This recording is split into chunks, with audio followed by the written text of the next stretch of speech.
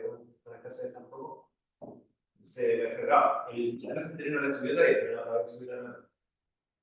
¿Tuviste los textos? Sí, los textos sí. Ya, vamos a empezar entonces la clase y vamos a aprovechar que tiene una pregunta de Roberto para empezar a adentrarnos el tema que vamos a ver hoy y hasta dónde iría la primera evaluación a las personas que están participando formalmente en el curso. Porque hay personas que están no solamente leyendo, entonces. El más formal de todos. Tiene algo de claro, es una presión mayor.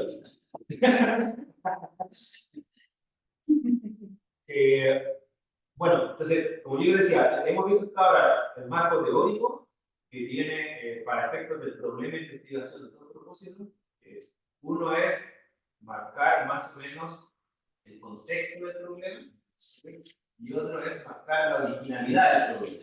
¿Okay? Porque si un problema no tiene cierto grado de originalidad, es decir, si la solución al problema o la respuesta a la pregunta no es algo ya trivial y conocido, ¿no es cierto? Ahí está más que un problema de investigación. Y claro, algunos problemas requieren de hipótesis, requieren pasar por una etapa conjetural antes de ir a buscar datos. Yo les había mencionado que de los tres tipos de problemas que habíamos visto, los problemas descriptivos, que se responden directamente con datos, los problemas de ciencia básica que buscan comprender cómo funciona el mundo, y los problemas de ciencia aplicada de tecnología, ¿no es cierto?, que buscan intervenir el mundo, ya sea para alterar su rumbo o para generar información del mundo, ¿no es cierto? Solamente los dos últimos, los de ciencia básica y los de ciencia aplicada, tienen conjetura, pero solamente los de ciencia básica tienen lo que se llama formalmente en filosofía de la ciencia hipótesis científica. ¿Por qué? Porque lo que uno postula en los problemas de ciencia básica, es decir, aquellos que buscan comprender cómo funciona una parte del mundo, yo entonces conjeturo algún ámbito del mundo. O sea, yo afirmo que algo debería estar ocurriendo en el mundo que de darse me permitiría comprenderlo mejor. En cambio, las hipótesis de ciencia aplicada a la tecnología no son hipótesis científicas, pero sí hay hipótesis subyacentes. Se le llaman eso hipótesis pragmáticas. O sea, eso lo pasa mucho en química analítica. Finalmente, la hipótesis que uno postula cuando, por ejemplo, desarrolla un método o cuando desarrolla un dispositivo para aplicarlo en la realidad, la hipótesis subyacente es que ese método va a funcionar, o ese dispositivo va a funcionar bajo los parámetros postulados.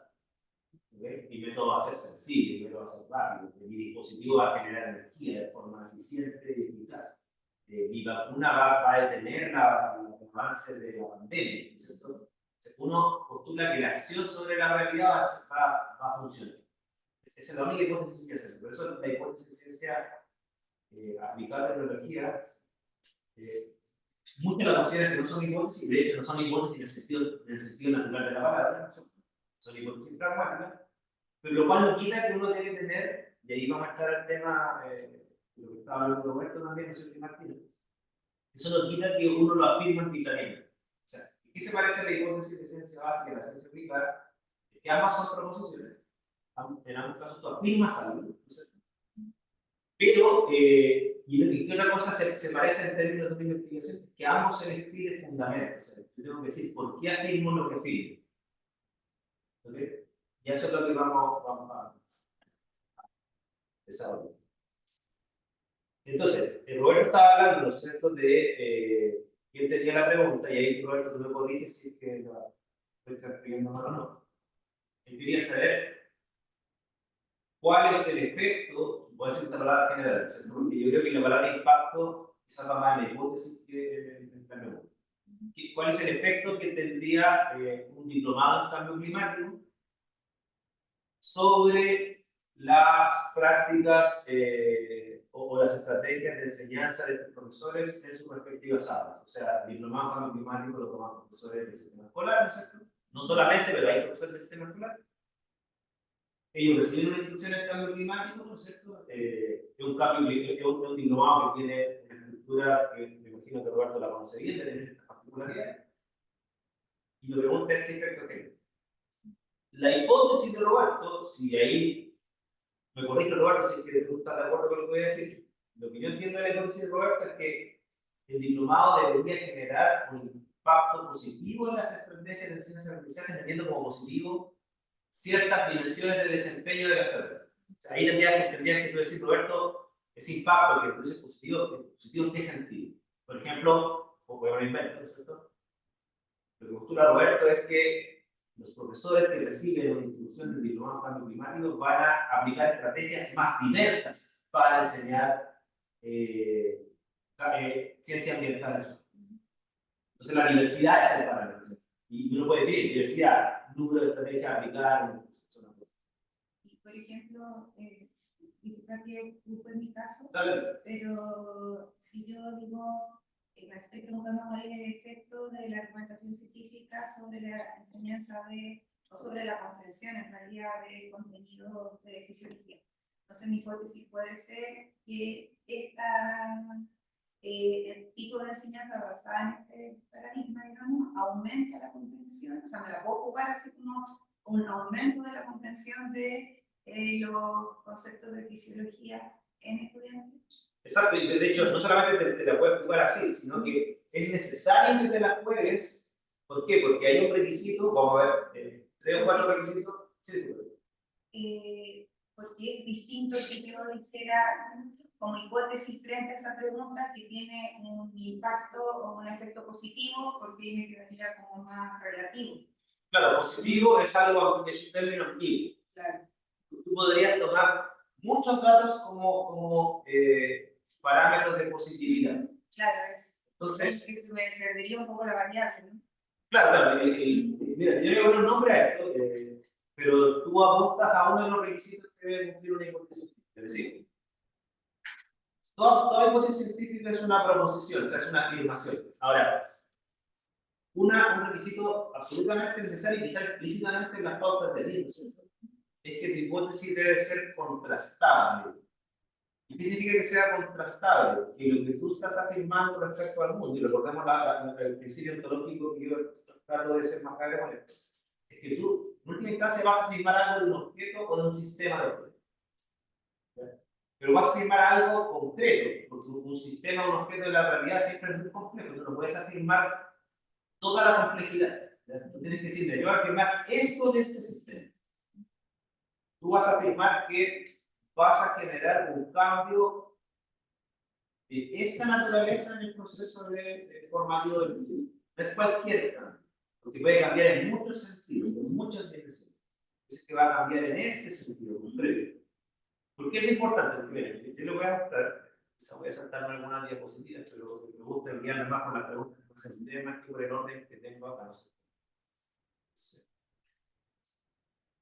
Bien. Aquí yo les tengo en esta diapositiva hipótesis que, siendo hipótesis, ¿cierto? Podrían cumplir estas promociones, podrían cumplir el papel de hipótesis para varias preguntas.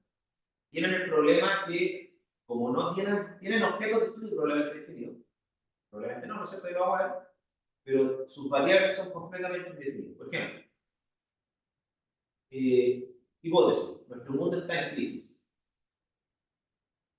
Probablemente nosotros nos vamos a entender, si crisis, claro, pero la crisis, ¿qué crisis? Porque hay el mundo, o sea, el sistema social mundial, ¿cierto? Nuestro planeta, aunque lo definamos los que estudio mejor, porque el mundo también está definido los que estudio, tiene que ver con el mundo, o sea, planeta Tierra, con todos los seres vivos que existen ahí, te refieres solamente a la sociedad humana mundial. Supongamos que lo definimos como nuestra sociedad humana mundial está en crisis. Supongamos que lo definimos así. Pero ¿cuál es el problema que tiene la palabra crisis? Sí, crisis climática. Es multidimensional. Es como decir positivo. Voy a generar un efecto positivo sobre la enseñanza. Pero es que efecto positivo puede ser que a lo mejor es positivo en términos de que le aumenta la autoestima, le aumenta la capacidad de razonamiento matemático, a lo mejor hace que los estudiantes que tienen más dificultades se pongan a nivel sus notas con los que tienen. No sé, no tiene una variable. ¿Y cuál es el problema de eso? Hay dos problemas. El primero, que es un problema filosófico, ¿no? Es que cualquier proposición ambigua, tú nunca la vas a poder poner a prueba. Porque si yo digo, nuestro mundo está en crisis, yo digo, ya, demuéstrame esto. Claro, porque ustedes me podrían dar cualquier dato para decir que esto es verdad. Ustedes podrían decir, mira, yo tengo un dato, mira la crisis del sistema de salud chileno. Estamos en un problema de crisis, la gente está yendo a FONASA, la ISAPRE están quebrando. Claro, yo no represento todo el mundo, pero que yo digo que es difícil, ni siquiera te dije en qué dimensión, ni qué. Entonces, claro, te dice, no, pero mira, estamos en una amenaza de guerra mundial, mira Rusia. Entonces te puedo dar datos de guerra, datos de salud, datos de inmigración, datos de delincuencia, datos de hambre, cualquier dato se ajusta. Entonces, es una hipótesis que filosóficamente se le llama poco arriesgado o tiene poco contenido informativo. Y por lo tanto, y esto es un juego psicológico que ustedes van a tener que jugar mucho en contra, porque hay gente que tiene miedo a una hipótesis arriesgada y sin falsa. ¿Cuál es el problema? Desde el punto de vista de la investigación no hay ningún problema. El problema realmente psicológico. El problema realmente psicológico. Yo me acuerdo que una vez estaban discutiendo, creo que era algo así como los efectos de los retiros de los fondos de pensiones en la economía chilena. Entonces va a decir, bueno, ¿y esto qué efecto va a tener? Le preguntaron a los. Bueno, que puede tener efectos positivos o negativos. Sí. Pero ¿qué cree usted que va a tener efectos positivos o negativos? Ciertamente va a tener efectos positivos o negativos, pero el asunto es que es lo más plausible de esperar. O sea, si yo tengo miedo de equivocarme, no voy a decir nada. O voy a decir cosas tan ambiguas como esta. Algo va a pasar, señores. Obvio que algo va a pasar. Sí, es como un ejemplo que tú dabas con el oro. Sí, sí. Ah, pero la clase que sí, ese ejemplo era ahora. Sí, porque decía, va a haber grandes cambios. Entonces. Claro. Ese ejemplo no es mío, de Popper. O sea, Popper criticaba a los Popper decía, claro, ¿por qué las proposiciones que están en el horóscopo no son hipótesis científicas? Porque nunca puedes demostrar que son falsas. Les digo, se viene un viaje. Pero no sabes si a Colombia o de vuelta a Santiago. Entonces, voy a tomar el curso que va a viaje. Claro, o sea, alguien te va a decepcionar. Entonces, escucha, pues, mi jefe, mi pareja, el león de paz, no sé. Y obviamente que nadie tiene una vida tan perfecta como para que su día alguien lo decepcione. Entonces, son hipótesis que no, como no tienen variables definidas concretas, siempre van a ser verdad. O nunca va a poder demostrar que son falsas, no son verdad. Entonces, por eso hay que definir, el caso tuyo, Roberto, el efecto positivo en qué sentido. Estaba hablando de la diversidad de las estrategias, la coherencia de las estrategias con algún marco teórico de la didáctica, el correcto uso de los conceptos durante el proceso de aprendizaje. Son dimensiones que son distintas. No sé si me sigue, a lo mejor Sí, pero el tema ahí es en qué medida, independiente que uno logre precisar, ¿cierto? Los distintos niveles donde quiere, entre comillas, ver el impacto o la dirección, la pregunta que tiene que ver con cómo esa pregunta, entre comillas, técnica, exploratoria, de evaluación, no sé, que lo pueden contratar a un equipo para que determine el impacto de X programa o de. La pregunta es cómo se transforma en una pregunta de tesis doctoral. Es que mira, Porque ahí básicamente el marco es para leer, se usa para leer el resultado. ¿Cómo es ese empalme? Porque no logro ver. Son dos cosas distintas. Una cosa es cómo vas a interpretar los datos, que eso ya es una pregunta metodológica, que se lo vamos a ver cuando veamos metodología.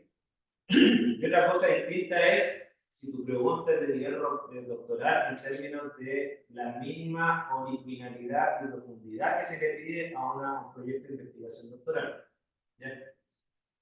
Quizá ciencia natural y ciencia social tienen códigos distintos en algunas cosas, pero en lo que sí todos están más o menos de acuerdo es que tú no puedes poner un problema técnico como parte de una tesis de doctorado. ¿Ya? Es como que, no sé, nosotros en química digamos, ya, el problema es cómo determinar el pH en el agua de mar.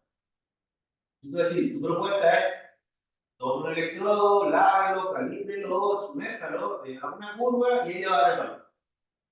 Eso no da para investigación porque la solución ya se sabe y tú solamente la estás aplicando. Si o te hago otra pregunta, si eso en el ámbito aplicado, normalmente tiene que quedar mucho más claro de que algo es técnico, porque cuando la solución ya se ha aplicado antes y solamente tú la reproduces tu proyecto a aplicarla, ni siquiera a optimizarlo antes de aplicarlo, o sea, que ya había un pequeñísimo aporte. ¿Ya?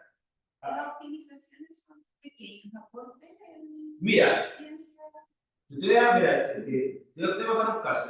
Una vez, cuando yo era como ayudante del curso de metodología de la investigación que tenemos en el doctorado en química, vino un profe de la Escuela de Ingeniería Química, de hecho, con sus alumnos a tomar este ramo, ¿ya? Porque el profe que estaba acá, porque el profesor de que fue descanso, tenía un prestigio muy grande y a él le gustaba la forma de entender la ciencia. Pero en una empezamos a discutir qué hacían ellos. Fíjate que el profe dijo, yo traigo a mi alumno por lo siguiente, porque casi todas las tesis de ingeniería se reducen a optimizar procesos. Así le digo. Y preguntamos, ¿pero qué significa eso? No, ellos tienen un reactor, las variables que influyen sobre el rendimiento del proceso químico ya se sabe, temperatura, presión, la concentración de un catalizador, no sé lo que uno quiera, eso ya se sabe.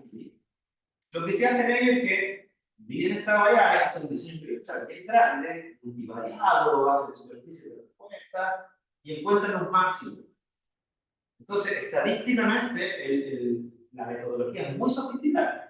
O sea, eso no lo hace así con lápiz y papel. Pero en estricto rigor, es el mismo manual siempre. Tiene un proceso A, que ya se sabe la variable, y aplica las mismas técnicas de optimización. Proceso B, mismas técnicas de optimización, y la variable se conoce. Entonces, no hay ningún aporte. Claro, si con optimizar te entiendes solamente estudiar estadísticamente el efecto de variables con métodos estadísticos ya conocidos, claro, no hay ningún aporte y eso es un problema exclusivamente técnico. Sofisticado, sí, es como un médico que opera, y un médico que opera es un médico que resuelve un problema técnico, con un conocimiento súper de punta, nada que decir, súper sofisticado, o sea, no lo puede hacer cualquier persona. Yo estoy diciendo que es técnico en el sentido peyorativo del término, pero es técnico en el sentido de que no hay originalidad en esto. Hay destreza técnica avanzada, sí, pero no hay originalidad. Ahora, distinto el siguiente caso.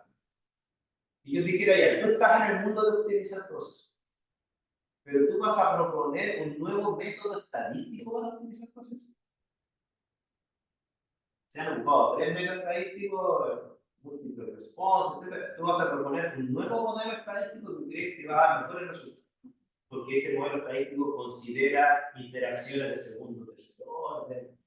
Entonces, dice, ¿Pero se queda en el modelo o claro, se aplica? ¿qué es el tema? Si tú aportas a mejorar la técnica, y hay un aporte, hay originalidad.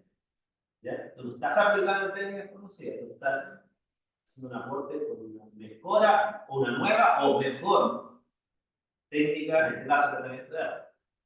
¿Sí? Entonces, el aporte puede estar tanto en el problema, que en este problema no hay ahora, o en la solución, pero la solución tiene consideraciones de conocimiento. O sea, que yo soy la primera persona que va a considerar esta variable en este problema aplicado. No han considerado 4 variables y hay que una quinta que nadie la ha hecho y tengo buenos argumentos para pensar que esta quinta debería influir en el rendimiento. Ahí tiene un aporte conceptual. O si sé que no voy a hacer un aporte conceptual, voy a ver con la misma variable, pero voy a hacer un aporte metodológico, es decir, voy a mejorar la técnica. Ahí ya la optimización pasa a tener aporte. A eso se refiere con la originalidad. Tienes que mejorar algo en algún aspecto. No sé si con eso. Entonces, claro, lo que decía Roberto, si la pregunta de Roberto, recuerdo, dime Roberto, mejor tú, ¿Cuál es la pregunta, Roberto? No sé si fue en el aire nomás. Fue algo así como, pero era algo así como, ¿cuál es el efecto de la diplomatura? O quizás un ámbito de la diplomatura, ¿cierto? Que por eso es una parte de ese sistema, en las estrategias que utilizan los docentes posteriormente en el aula para educar en cambio climático. Ojo, mira, Roberto está haciendo una pregunta, implica una predicción. ¿Ya? Para mí esta pregunta, Roberto, no es descriptiva, porque tú vas a tener que conjeturar el efecto. ¿De qué tipo? Dice, mira, yo afirmo que el efecto que tendrá esta dimensión del diplomado sobre los profesores en su estrategia de enseñanza será de este tipo. Tú estás prediciendo eso. Esa es una conjetura natural. Cualquier explicación con predicción es una hipótesis científica. Y se va a tener un efecto. Porque tú no estás interviniendo en el mundo. Tú estás diciendo, mira, aquí sería un diplomado y yo postulo que en ese sistema social que se formó va a pasar eso. Entonces, en términos de contrastabilidad, lo único que tendrías que decir es efecto de qué tipo es el que esperas observar. Después vamos a ver el tema del fundamento. ¿Ya? Estoy hablando solamente de contrastabilidad, es decir, que el lenguaje de la proposición tenga objetos y variables definidas, igual que las preguntas. ¿Estamos? Bueno, que lo Roberto, efectos de qué tipo esperas.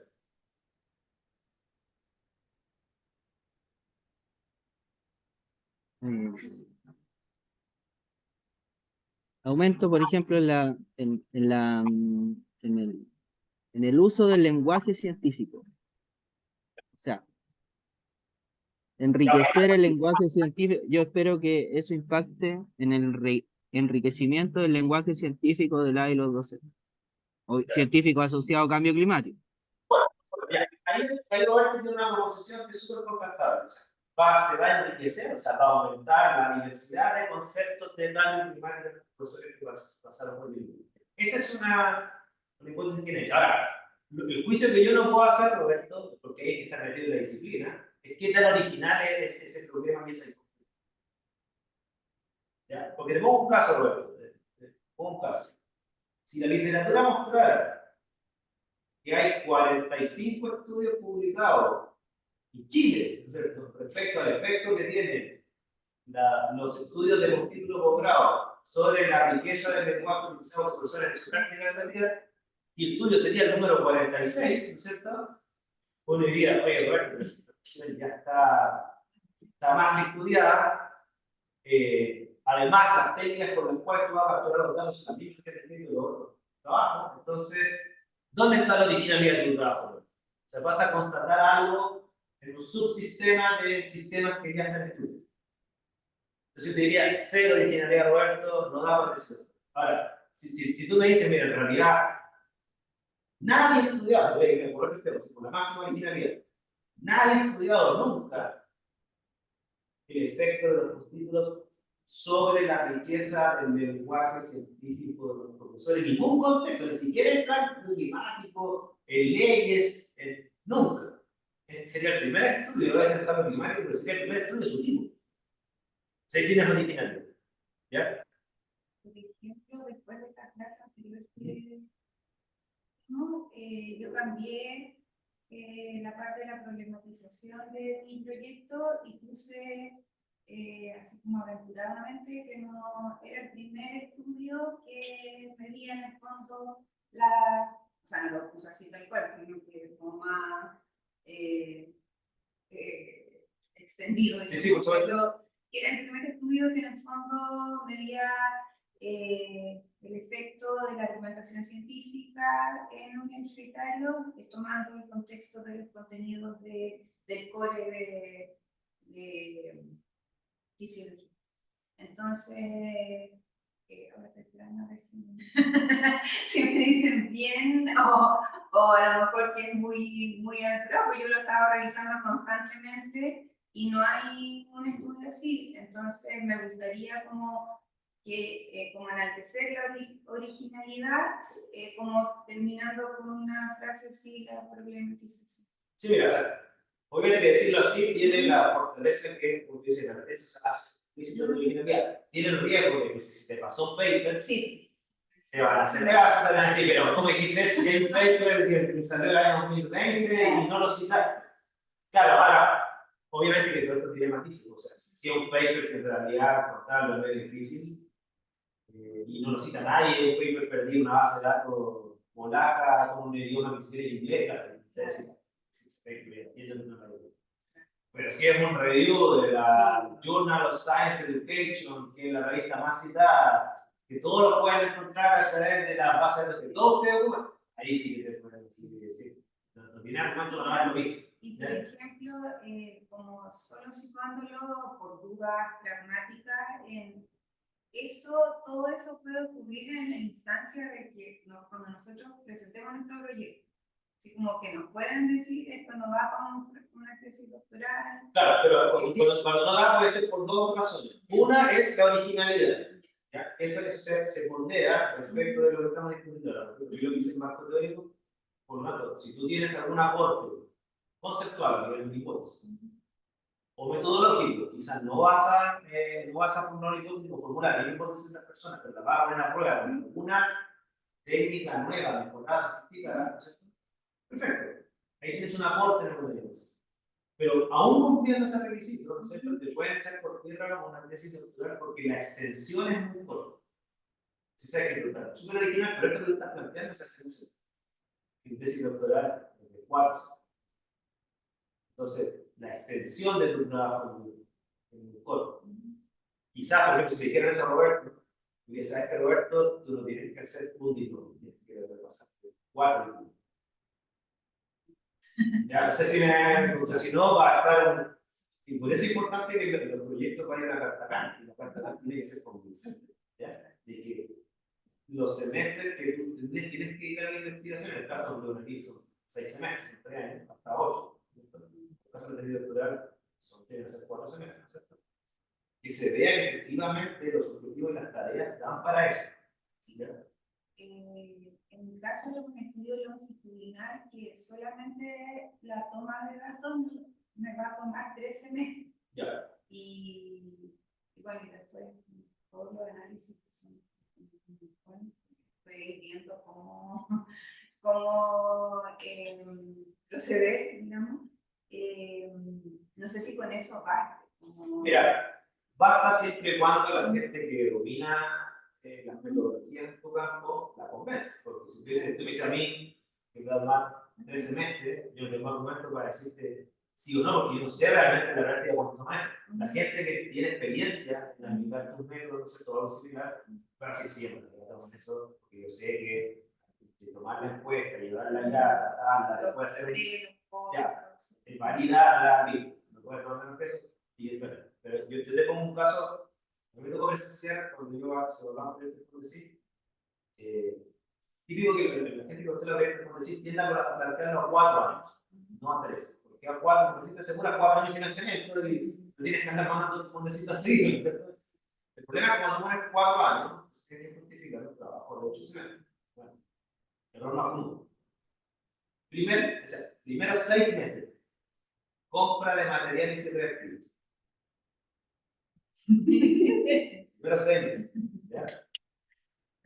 Después, segundos 6 meses, instalación y puesta a prueba de los equipos. Si te diste un año donde no generaste ningún resultado, y nadie se demora 6 meses en comprarlo.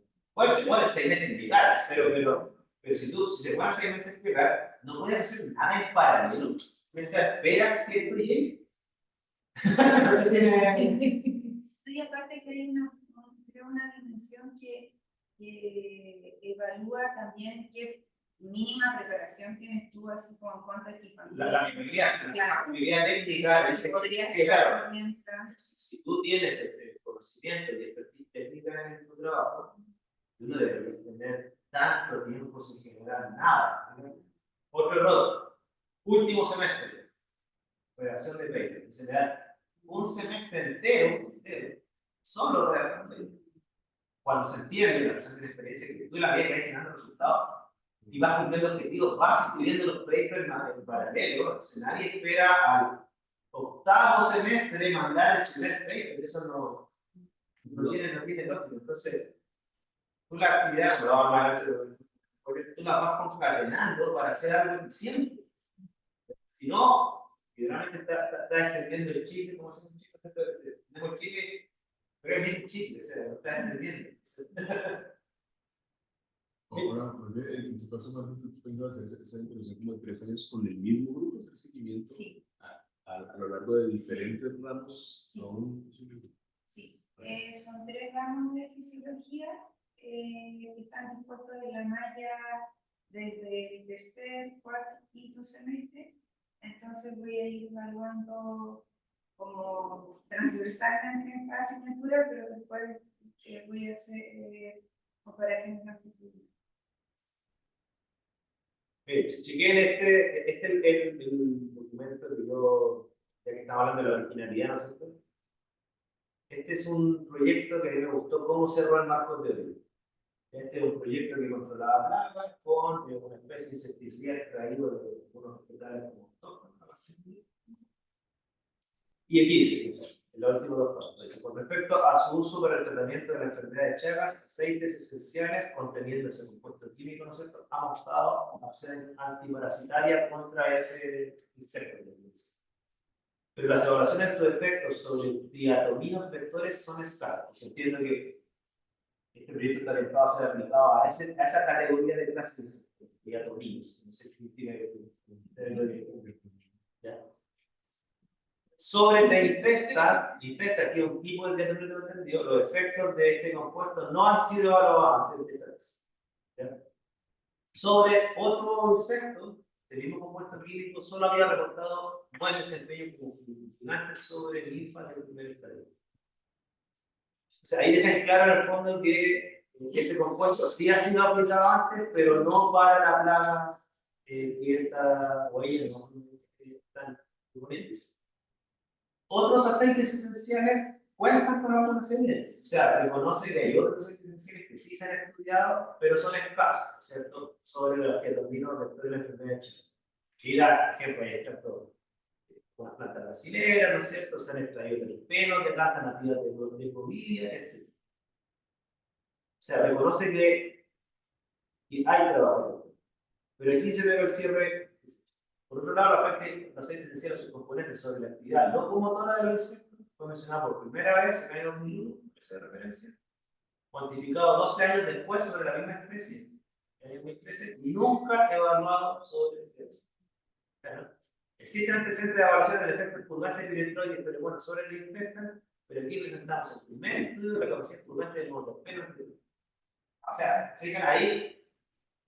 El mundo de los aceites, el mundo para tratar plagas, el mundo de las distintas plagas que hay, y una de ellas, van a echar, reconoce que hay estudios, pero que ese tipo de aceite con este tipo de plaga sería lo primero. O sea, ahí va a estar. Lo vendió bien. Lo vendió bien, ¿no?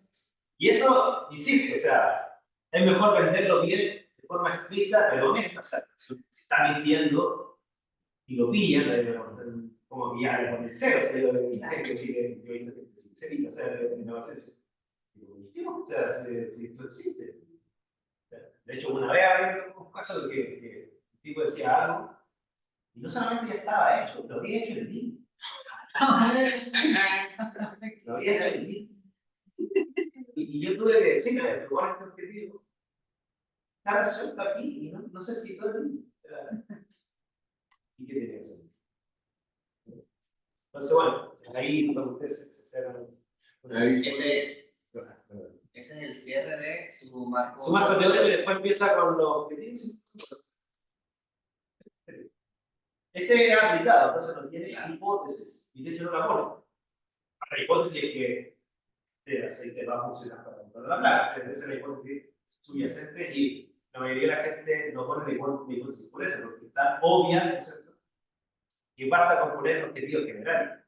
Porque el objetivo general está casi explícita la hipótesis subyacente. Después vamos a ver el objetivo. ahí no aguanten sus ganas de analizar el objetivo, porque yo sé que eso también es como bien complicado. Volvamos a la hipótesis. Entonces, el primer requisito entonces que estamos hablando era el de contrastabilidad, ¿cierto? Y como yo les mencionaba, tiene que tener contenido informativo. Esa cuestión es fundamental. De lo contrario se vuelve incontrastable. Pero la otra parte, y ahí bueno, no es más el caso que de Roberto, ¿no es cierto? El tema es fundamental. ¿Ya? Una cosa es yo ser súper preciso en mi lenguaje de qué es lo que estoy afirmando, ¿no es cierto? Y otra cosa es, bueno, ¿y por qué estoy afirmando eso? ¿Okay? Lo segundo es el fundamento. Yo le voy a dar ahí un consejo de una forma más buena que he visto de redactar una hipótesis es redactarla junto con los fundamentos.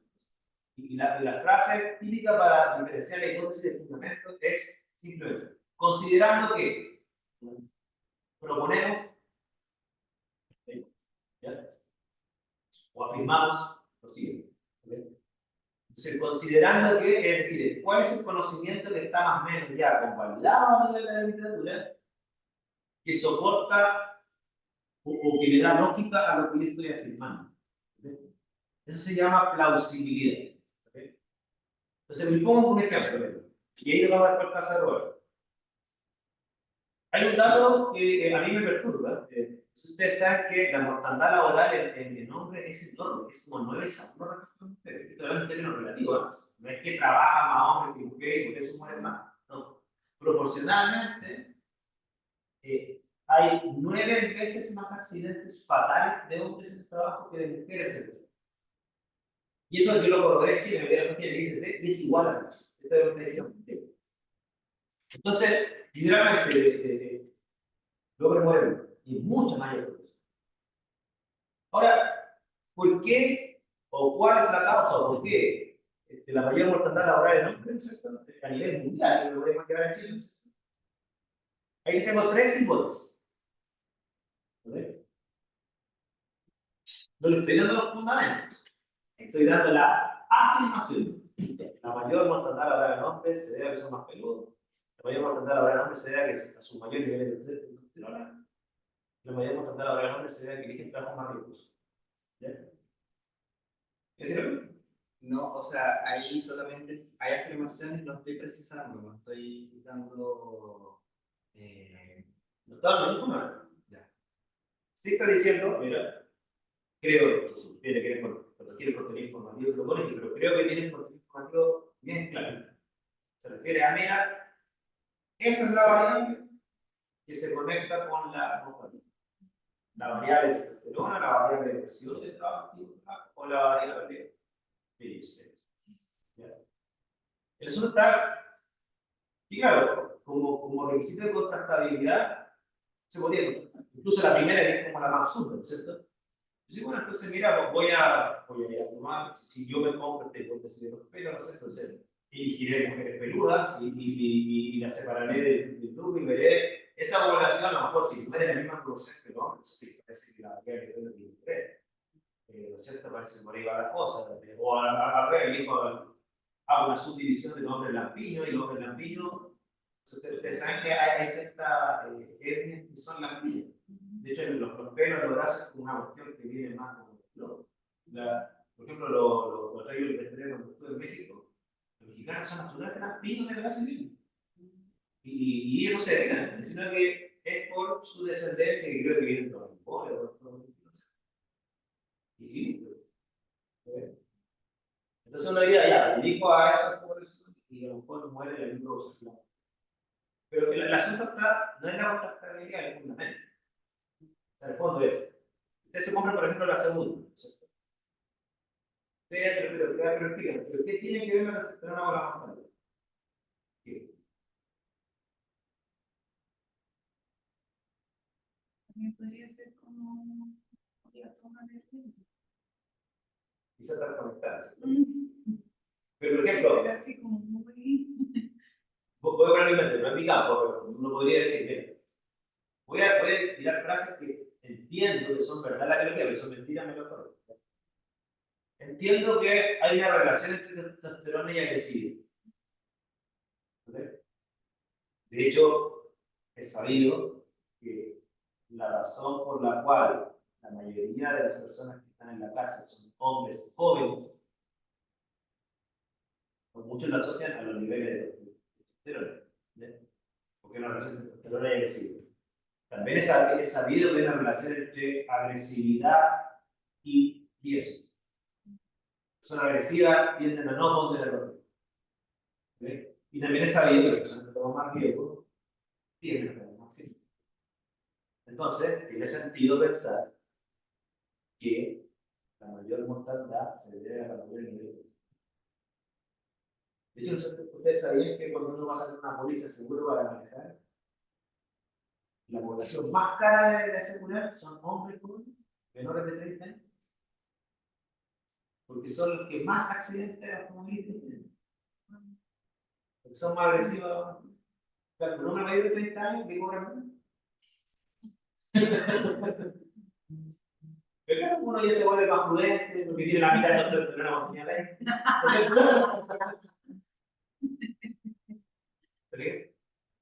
Entonces, ahí ustedes tienen fundamentos. O sea, yo estoy diciendo, mira, la variable causa que explicaría el efecto, esa conexión no es infundable. Tiene un fundamento. O sea, hay un mecanismo más o menos comprobado en este campo disciplinar que me conecta que la testosterona hay una conexión lógica con la muerte laboral a través de la agresividad, el riesgo y por tanto. Entonces, considerando que, perdón, incrementa la agresividad, considerando que las personas más agresivas toman más riesgo, y considerando que las actividades más riesgosas son las que tienen mayor tasa de muerte, tiene sentido pensar o afirmamos que la mayor mortalidad laboral de muerte debe subir.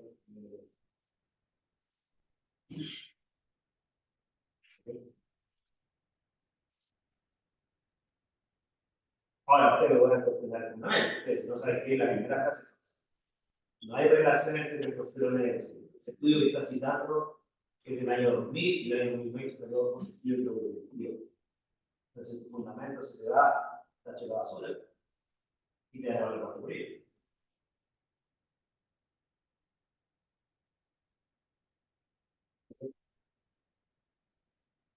Ahí sería como afirmamos que la causa de la mayor mortalidad laboral en hombres sería a raíz de sus mayores niveles de proceso. La tercera hipótesis, que podría estar conectada con la anterior, tampoco es equivalente, porque dice, mira, en realidad no se trata que por el hecho de ser hombre mueren más, porque por casualidad o por contingencia, los hombres eligen el trabajo más riesgoso o terminan trabajando en el trabajo más riesgoso. Y esa es la principal variable que explica la mayor mortalidad. Entonces uno dice, bueno, entonces veamos cuáles son los trabajos más riesgosos. Trabajo en altura, trabajo en alta tensión, trabajo en condiciones climáticas adversas, trabajo expuesto a sustancias químicas. Y ahora veamos cómo se distribuye la población en mujeres. Entonces se tiene ese trabajo. Y si llegamos a ver metodológicamente, tenemos los datos y tratamos y vemos que efectivamente en los trabajos más riesgosos hay 9 veces más hombres que mujeres, por ahí va la cuestión, ¿no es cierto? Yo no sé la respuesta. Yo aquí lo puse como pregunta porque a mí me perturba, no sé. No, pero que seamos. No está. Estás diciendo sobre la segunda, está contrastando porque hasta qué punto por lo menos valdría o sería relevante discriminar en esa segunda hipótesis el otro efecto que tú habías mencionado, que como consecuencia de esa presunta correlación entre testosterona y comportamientos agresivos deriva como la dificultad entonces para evaluar las conductas de riesgo o para evaluar los riesgos y evaluar los factores de riesgo ante una situación laboral determinada. ¿Hasta qué punto esa podría también ser una que se deriva de esta correlación. Sí, mira, soy importante, claro. Yo en este juego que estaba haciendo, yo estaba asumiendo que esa relación ya estaba demostrada y por lo tanto me servía como fundamento de la hipótesis 2. Si no estuviera demostrada esa, quiere decir que esa tendría que plantear la hipótesis para una pregunta previa. O sea, por ejemplo, ¿cuál es el efecto de la densidad sobre el riego? O sea, no sé, ¿ya? O sea, como tendría uno que contar con la cita, la preferencia, Claro. la evidencia que sostengan esos fundamentos. Exacto. Para luego... Todas las afirmaciones que sustentan la plausibilidad de la que vas a coger la prueba, todas esas afirmaciones deben tener ya un sustento sólido. Sí, ya tiene que tener un mejor. Una vez yo vi una discusión que interesante, que no la entendí del todo, pero estaban hablando de un proyecto que postulaba un catalizador. Entonces, ustedes saben lo que catalizador es una sustancia química que cumple el rol de favorecer energéticamente una reacción. ¿Okay? Entonces, la persona decía, mira, yo voy a sintetizar este catalizador, le voy a poner un átomo de hierro acá, un átomo de molibdeno acá, un enlace con oxígeno acá, y con este catalizador voy a incrementar el rendimiento de esta reacción. Creo que no existe un sulfano. No sé. Yo estaba escuchando más porque no es mi campo de especialidad de la química, aunque entiendo lo que un catalizador, ¿no es cierto? Pero yo escuché a las personas que eran expertos en el tema de catalizadores, y la crítica más grande que le hacen al trabajo y decían, oye, sí, la síntesis catalizador está muy bien fundamental, es decir, que van a tener un átomo de hierro acá, mediante esta ruta y esta ruta y esta ruta. Y luego la persona, una investigadora, que por ciencia era la presidenta de la dijo, yo sé que este catalizador debería aumentar el rendimiento de esta reacción. Yo sé, tiene lógica, pero no la dice. No dice por qué. Yo entiendo por qué, si yo tengo experiencia, pero no la pone en el o sea, no dice por qué este catalizador debería aumentar el rendimiento. Entonces decía, claro, si yo hablo de buena fe, probablemente le va a dar, pero estamos hablando de proyectos. Y esta persona debió haber puesto cuál es el fundamento. Debe desarrollar un fundamento. ¿Cuál es la función del átomo de hierro para que genere un incremento en el rendimiento? En el fondo es el fundamento. ¿Sí? Entonces, ahí, en el caso de Roberto, ¿no es cierto?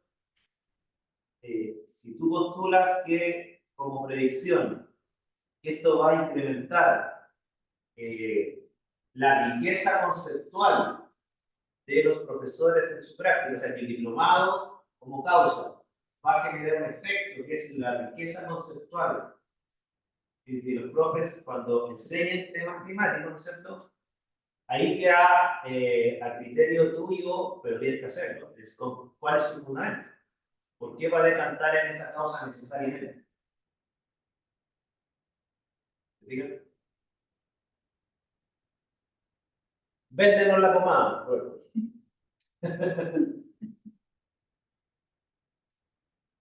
Debido a qué caso. Me quedé pensando en algo que visualicé, pensando en el tema de la hipótesis.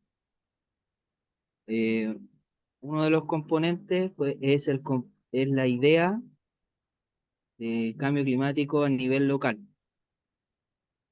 Ese constructo o esa conceptualización es parte de la diplomatura. Y en una mirada a unos datos, lo que observé ahí fue que eso genera un impacto en un concepto que es como agencia territorial. O sea, que los docentes quieren, o sea, el hecho de conocer su territorio aumenta su participación territorial. Esa hipótesis, Esa afirmación que un docente que conoce su territorio incrementa su participación territorial. un docente que conoce el impacto local del cambio climático, o el impacto del cambio climático en su territorio, transforma su autopercepción respecto a su rol como profesor. ¿Eso se sabe o es una hipótesis? No, esa es la hipótesis que estoy planteando. ¿Y cuál es tu fundamento? Mi fundamento son los datos, por ahora. No cambió la pregunta, ya, pero sigamos con la hipótesis. Tú tienes una hipótesis. Está cambiando la pregunta, pero ¿qué se trata de la hipótesis? ¿Cuál es tu fundamento para decir que una persona que tiene participación territorial? Una persona que tiene participación territorial? No. No. Una persona que conoce los efectos del cambio climático a nivel de su territorio o del lugar donde vive, ¿cierto? Docente que se forma en esa diplomatura aborda la perspectiva local del cambio climático. Y esa perspectiva local transforma la percepción que tiene respecto de su rol. Esa es tu hipótesis.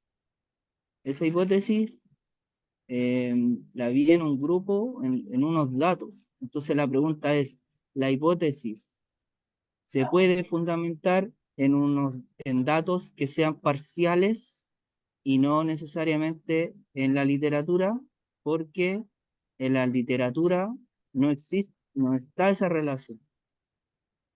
Por lo menos lo que he revisado. Claro, hay fundamentos que son fuertes y hay fundamentos que son débiles. ¿Ya?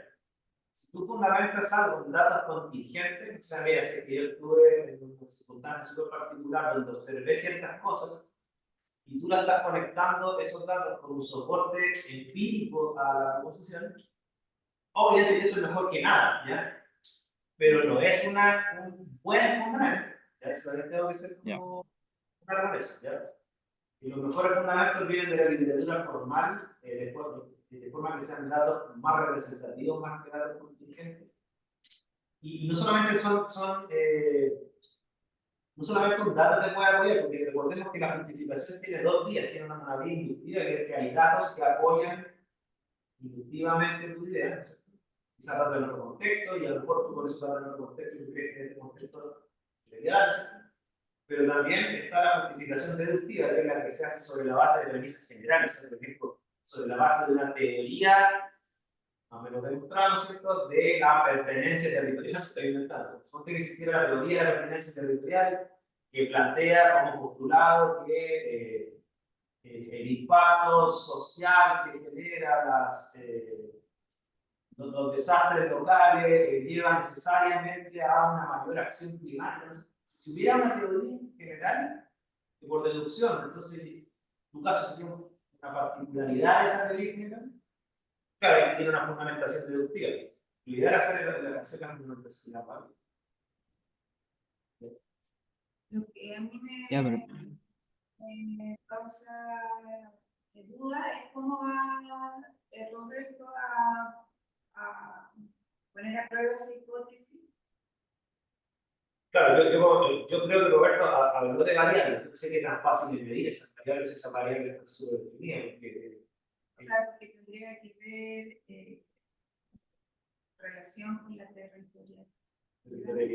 Sí, pero ¿cómo la pone a prueba para señalar que entre más relación con la territorialidad, más, no sé cuál era. Acción agencia territorial. ¿Más que verdad? ¿Más? No, agencia territorial o participación territorial. Agencia territorial o la decir que es algo que está bien, es algo súper significado eso. Agencia territorial, Roberto. ¿Cómo? La agencia territorial, ¿qué es eso? Por ejemplo, participar en comunidades con otros docentes, articular aspectos asociados a la educación en cambio climático en la escuela y no solamente a nivel de aula, vincularse a un grupo que participa, una ONG o X, que está asociada a la problemática. Cualquier ámbito de cosas. ahí, particularmente al tratar de hablar de esa idea de poner a prueba, llevar una hipótesis al plano de investigación y educación científica, que a mí me hacen me da reparos, y tengo como ciertos alcances con ello, porque esa idea como de poner a prueba, como que discrimina de que va a ser sí o no, que por ejemplo, que el profe, por ejemplo, si lo plantea una dicotomía, el que sí tiene agencia territorial y el que no tiene sí en su percepción, creo que es una manera de simplificar el objeto de estudio, en ese caso que son docentes, como tú decías, que era, si es un grupo de docentes, un sistema social. un sistema social, en ese caso, cuando por lo menos escuchando a Roberto, lo que me hace pensar es que lo que le puede pasar a sus profes, cada uno es diverso, puede tener niveles, digamos, de agencia territorial a la vez, como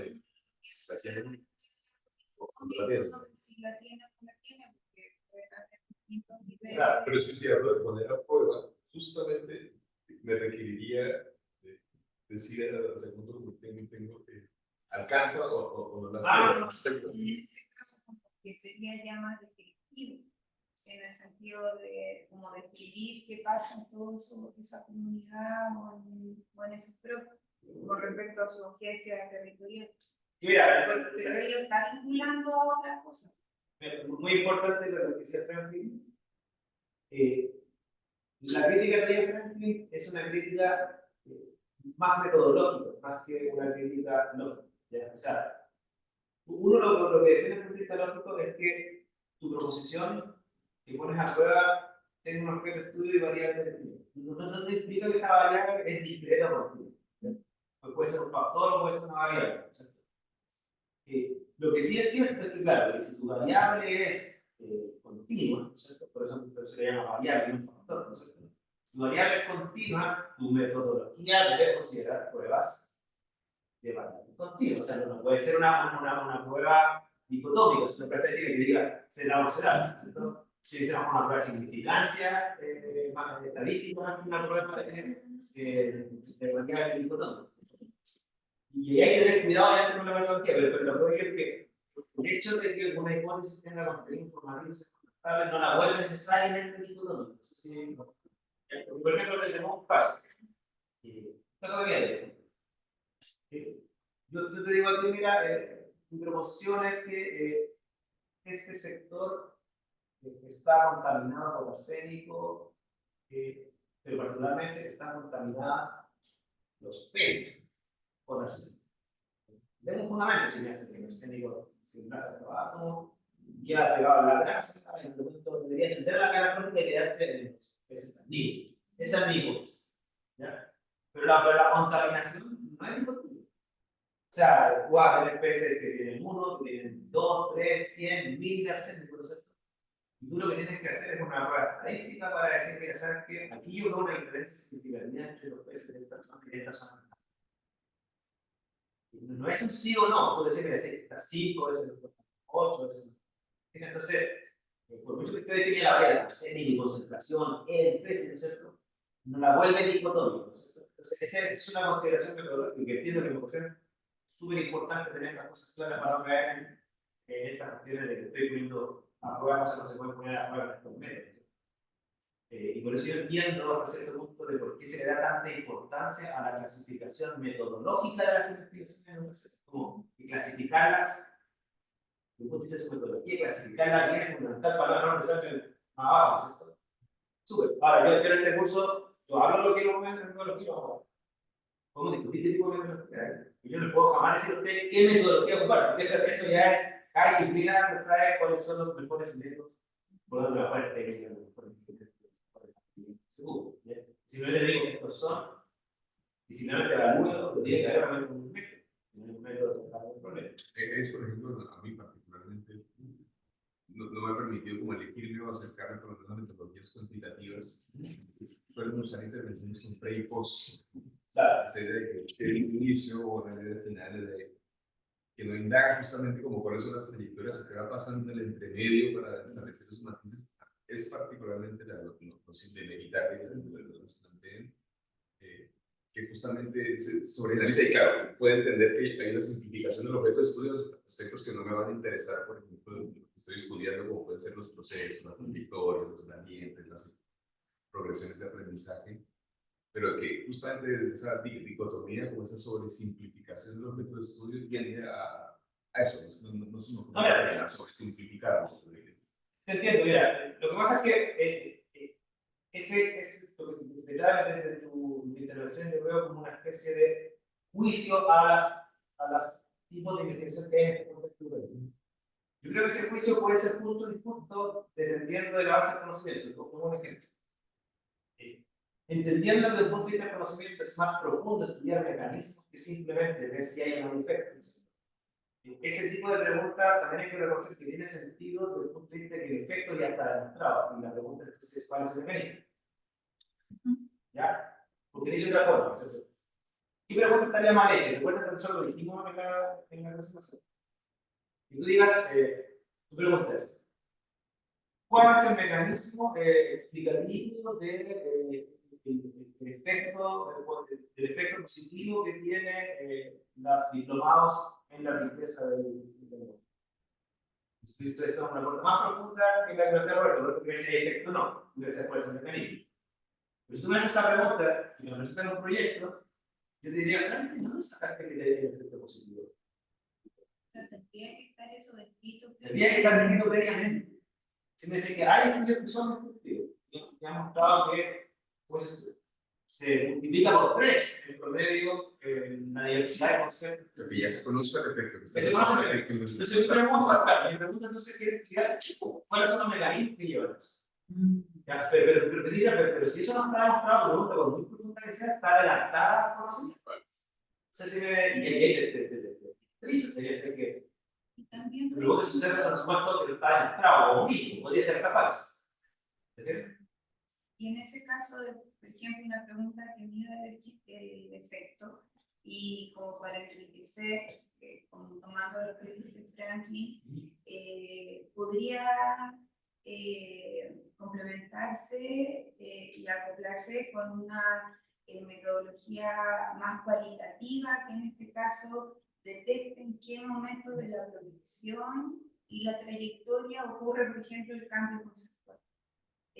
Más que en estos pre y post, sino como que evaluar de manera cualitativa la trayectoria para poder detectar de alguna manera, o no, quizás no lo permita, dónde ocurre el cambio, dónde como mecanismo. Digo lo que tú lo haces, es ver dónde ocurre, no cómo ocurre. Ah, bueno, sí. ¿Ya? Pero también podría ser cómo. Claro, pero cómo se explica como un mecanismo. Entonces, yo sé que ocurre en esta etapa, pero no sé por qué ocurre eso. ¿Ya?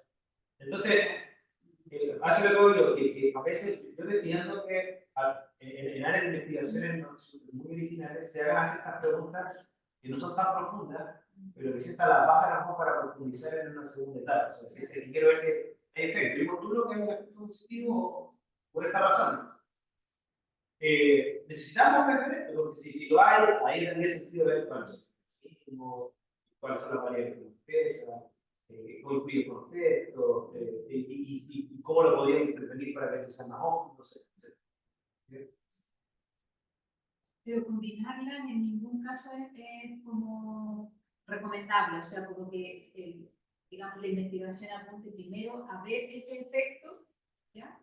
Y además el mecanismo, porque de alguna manera tendría que yo asumir que va a haber un efecto para profundizar. Sí, mira, yo sé que lo que tú dices, yo reconozco que no tengo una respuesta, o yo soy inseguro de responderte sí o no a tu pregunta. ¿Por qué?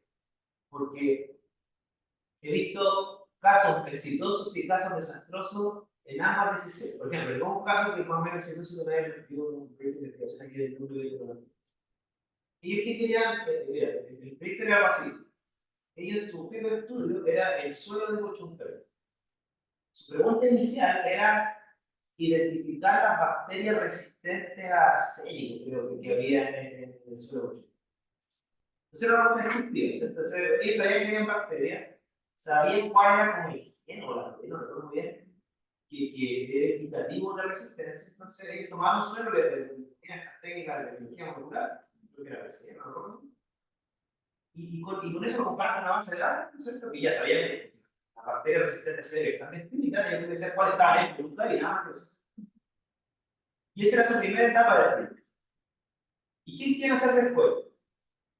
Tomar esa, aislar esa bacteria, creo que le vayan a modificar genéticamente, hacer después como un tratamiento al suelo, o para mejorar la fertilidad de una planta, no sé, a paciente, una planta como que se moría con el cáncer, ahora debería sobrevivir, no. Entonces el proyecto tenía, la segunda parte suponía que iban a encontrar resistente. Si no la encontraban, sé que ya habían encontrado la planta del proyecto, o sea, literalmente, el proyecto estaba mal. Entonces, ¿qué es lo que pasa? ¿Qué tan plausible es que los supuestos se terminen demostrando verdaderos para justificar una segunda etapa que se sustenta la veracidad del proyecto? Yo creo que donde pone la balanza ahí es como es literalmente como un juego de apostar, o sea, eso es político de cuenta que se me gusta apostar los padres. Es literalmente se apuesta ganador o placer, se lleva, es así.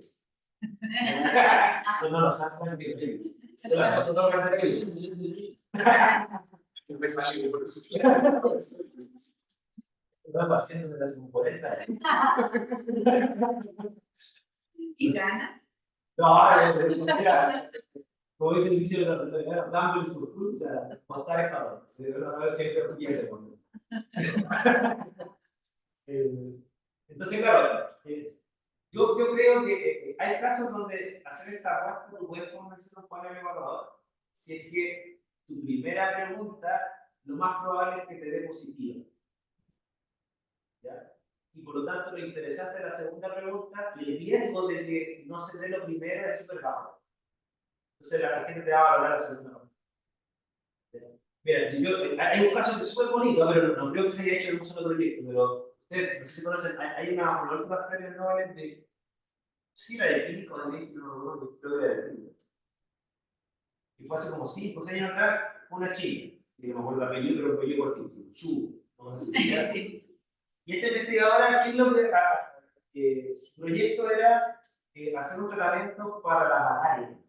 Pero era un tratamiento para la malaria sobre la base de que ella apostaba literalmente que había una planta que tenía un principio activo contra la malaria, pero ¿cuál era su fundamento?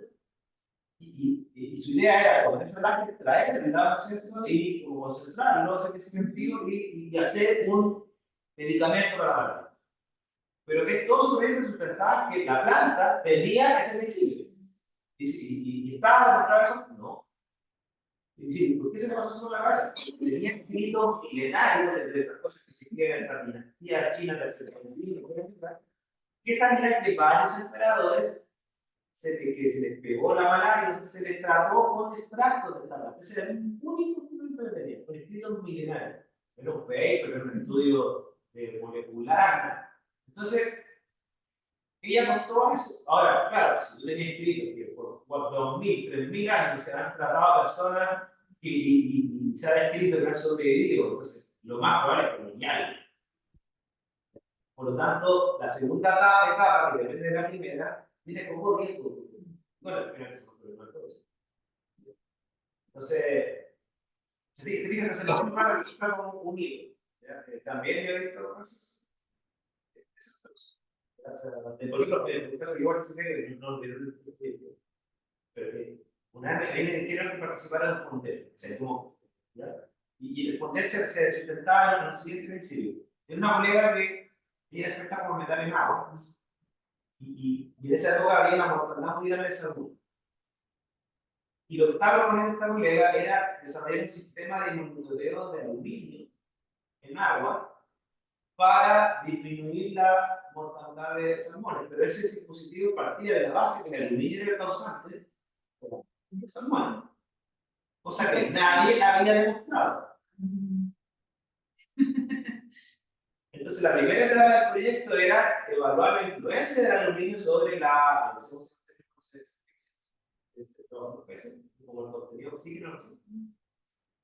Otra parte del proyecto era monitorear el aluminio y después hacer un sistema que se activaba cuando el aluminio era muy alto, entonces lo iba a bajar y yo, aparte de la parte del vidrio, la hice, pero yo igual como que miraba con desconfianza de que se sustentaba casi todo el proyecto sobre la hipótesis que me había mostrado que la tuviera. Yo iba a la literatura y había que la tuviera efectivamente era una hipótesis, pero todavía está investigando. Y había como 5 hipótesis más. Claro, había hipótesis biológicas, que el alga no sé qué, que los antibióticos, no sé qué. Entonces, bueno, lo revisó este. Sí, o sea, lo pusieron así, esto se sustenta en una sola literatura y todo el riesgo del proyecto está centrado en que esto sea verdad. Entonces, ahora, yo quiero que tenía que se ganaba esta cuestión y fue demostrado que no pasa nada y hacíamos. Y lo mismo nunca funcionó, entonces el sistema no tiene sentido. Yo estaba enojado cuando no lo ganaba, pero después pensando en hacer lo que ustedes decían, en realidad, no tiene sentido.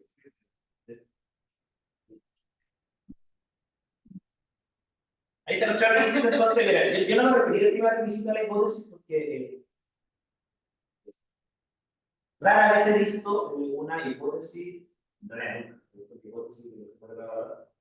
que no cumpla con el primer requisito filosófico. Que la hipótesis debe ser bien, o sea, debe referirse al mundo material, que es el discurso del sistema en el doctorado, ¿cierto?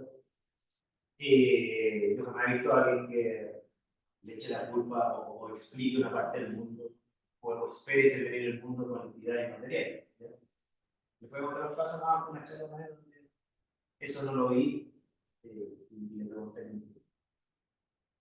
Casi todo se juega en la constructibilidad general, o sea, que la hipótesis tenga un lenguaje claro, variable definida y que tenga argumentos sólidos que la sustenten. O sea, que sea lógicamente consistente con lo que sabemos. Y eso tampoco es sí o no, sino que hay distintos grados de plausibilidad. O sea, cuando una hipótesis tiene fundamento se llama plausible. Cuando una hipótesis tiene contenido informativo se llama contrastable. Y ambos van por ambos carriles. Uno puede tener una hipótesis súper contrastable, completamente infundada. Uno puede tener una hipótesis súper bien fundamentada, completamente incontrastable. La idea es que se cumplan las dos cosas. Y eso se evalúa explícitamente en los proyectos.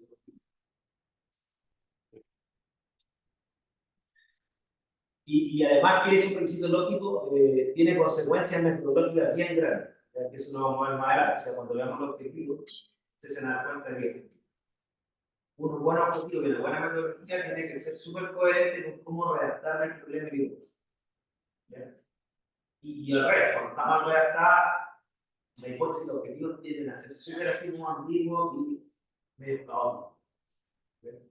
Entonces, esta es como la base, este es como el rabier de la casa, esto es la hipótesis, como el rabier de la investigación. Esto está mal, es poco probable que lo que ustedes pongan sobre eso les quede bien. ¿Ya?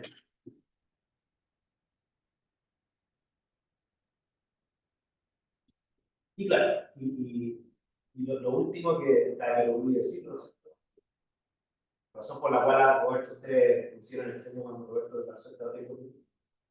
La hipótesis tiene que ser correcta con la pregunta. Entonces, no pueden, ustedes pueden proponer con una cosa que yo comentaba súper consultable que no tiene que ver con la pregunta de investigación. Tiene que haber una coherencia entre la pregunta y la hipótesis. Yo rara vez he visto proyectos que fallen en esto, porque es un requisito tan fácil de ver cuando está mal y tan fácil de corregir.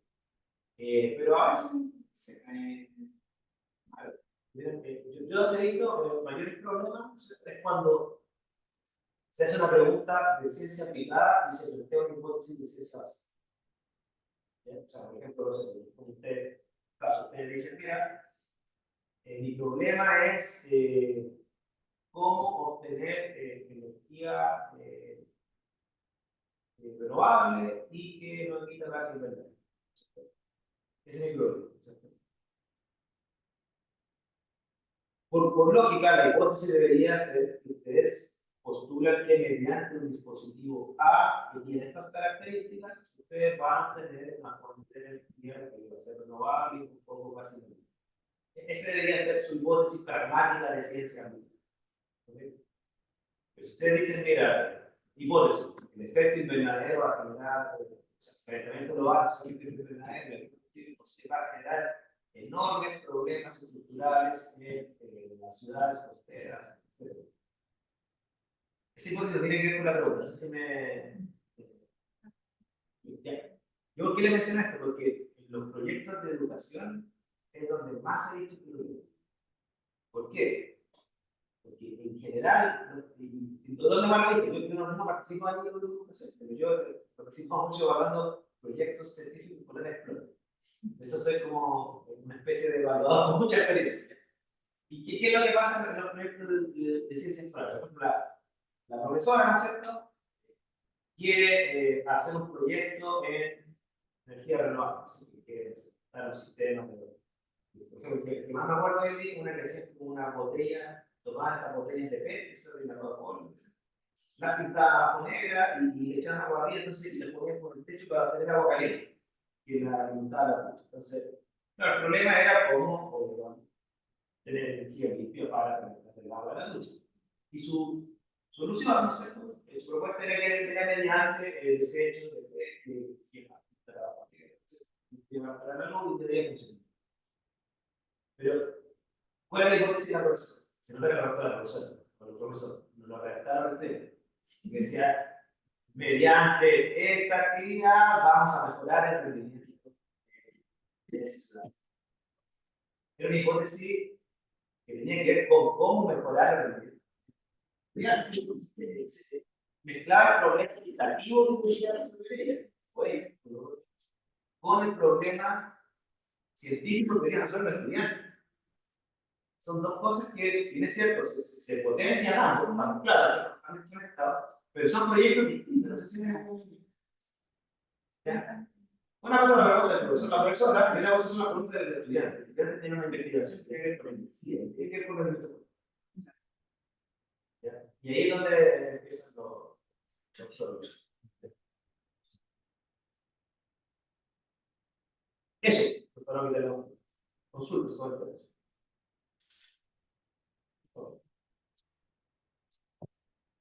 Yo este otro martes voy a un congreso. Entonces no voy a estar. Entonces, una de dos, buscamos una hora común para cambiarla, o en su defecto, podríamos hacer como una especie de recopilatorio. Nuestro tema cambia, pero lo que suceda es como mandarle un video de aquí sus proyectos. Porque el peor de los casos tendría que hacer eso. Si no tenemos una hora común, no podemos cambiar la martes.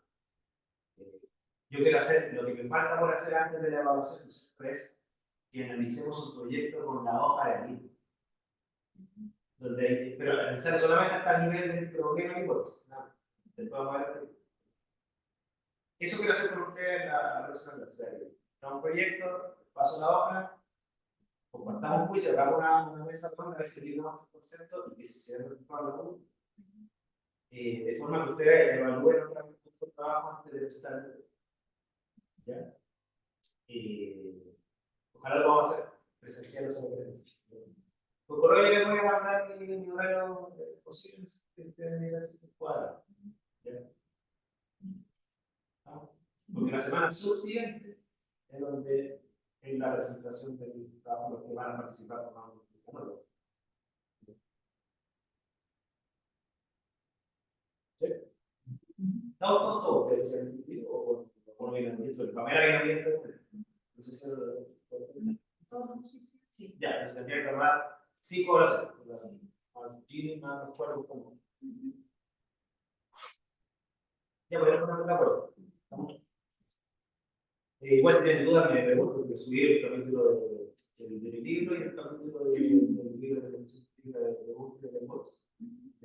También es un objeto, pero no hablo de.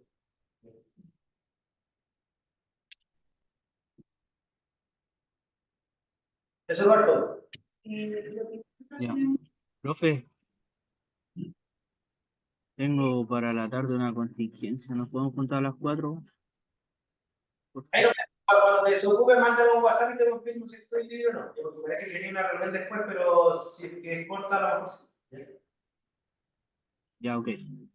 Vale. Chao, queridos, que estén bien. Chao, chao.